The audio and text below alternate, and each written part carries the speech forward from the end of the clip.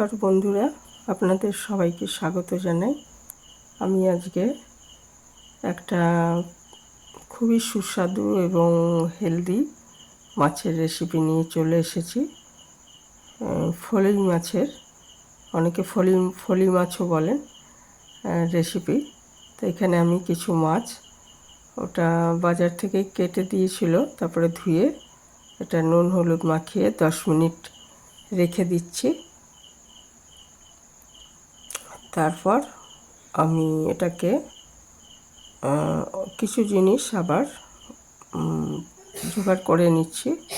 এই মাছটাকে অ্যান্টিপক্স বলা হয়, আর এমনিও কাটার জন্য অনেকে খেতে চান না, কিন্তু খুবই সুস্বাদু এবং স্বাস্থ্যকর। তো মানে শরীর খারাপের মধ্যেও এই যখন অন্য মাছ খাওয়া চলে না, এই মাছটা খেতে পারবেন। পেটের হয়তো সমস্যা রয়েছে, তখনও খাওয়া যায়, সেটাই বললাম আর কি। তো খুবই উপকারী, অথচ আজকাল খুব কম পাওয়া যায় মাছটা।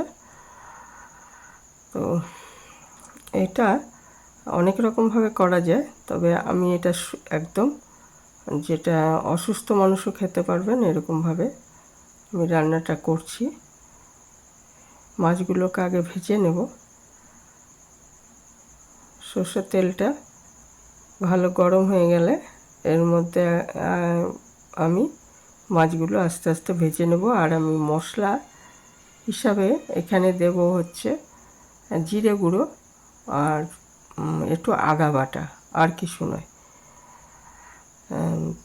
ইচ্ছে করলে এর মধ্যে ধনে গুঁড়োও দিতে পারেন, তবে আমি আজকে শুধু জিরে গুঁড়ো দিয়েই করেছি।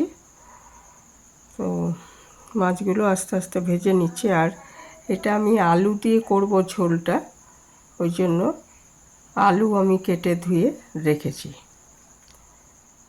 দেখুন, আমি জিরে গুঁড়ো ভিজিয়ে রাখছি, জলে ভিজিয়ে যদি রেখে দেওয়া হয় মিনিট 10, তাহলে ভালো হবে। আর জিরে বেটে নিতে পারলে সবচেয়ে ভালো হয়। তো আমি আজকে গুঁড়োতেই করেছি রান্না। একটু লঙ্কা গুঁড়ো দিয়ে দিলাম এর মধ্যে।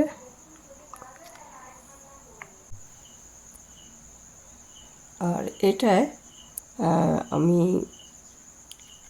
আজকে একদম সিম্পলভাবে করেছি, না হলে এটা প্রথমে বড়ি ভেজে নিতাম আর কি। বড়ি ভাজা আর একটু ধনেপাতা দিয়ে করলে এটার টেস্ট আরও বেড়ে যায়, তবে আমি আজকে ব্যবহার করিনি, কারণ একদম হালকাভাবে করেছি। আমাদের সবারই শরীর খারাপ ছিল বাড়িতে, ওই জন্য কোনো বড়ি ভাজা বা ধনেপাতা এগুলো আমি ব্যবহার করিনি।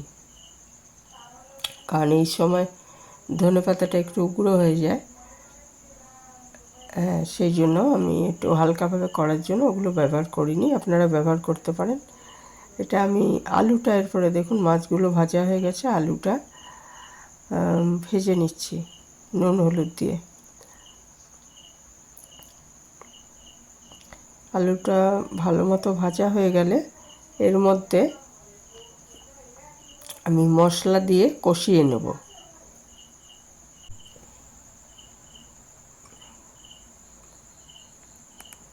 আলুগুলো ভাজা হয়ে গেছে, এর মধ্যে আদা বাটা দিয়ে দিলাম 1 চামচ, আর যে মশলাটা ভিজিয়ে রেখেছিলাম সেটা এর মধ্যে দিয়ে দিলাম, দিয়ে খুব ভালো মতো কষিয়ে নিচ্ছি।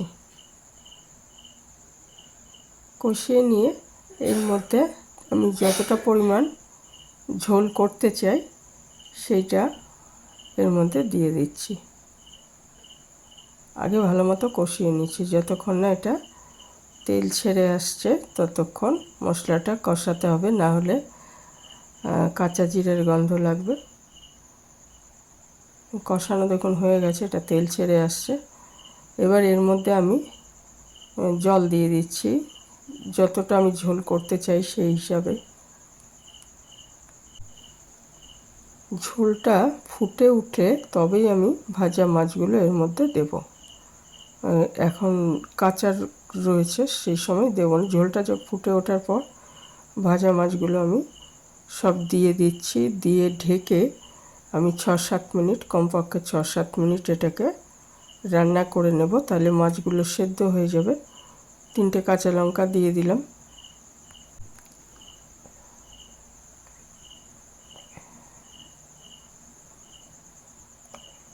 চার 7 মিনিট পর ঢাকাটা খুলে এ সময় দেখে নিতে পারেন নুনটা ঠিক আছে কি না। দেখে তারপরে যারা ধনেপাতা ছড়াবেন এই সময় ছড়িয়ে ঢেকে রেখে দিন 5 মিনিটের জন্য, তাহলে এটা রেডি হয়ে যাবে।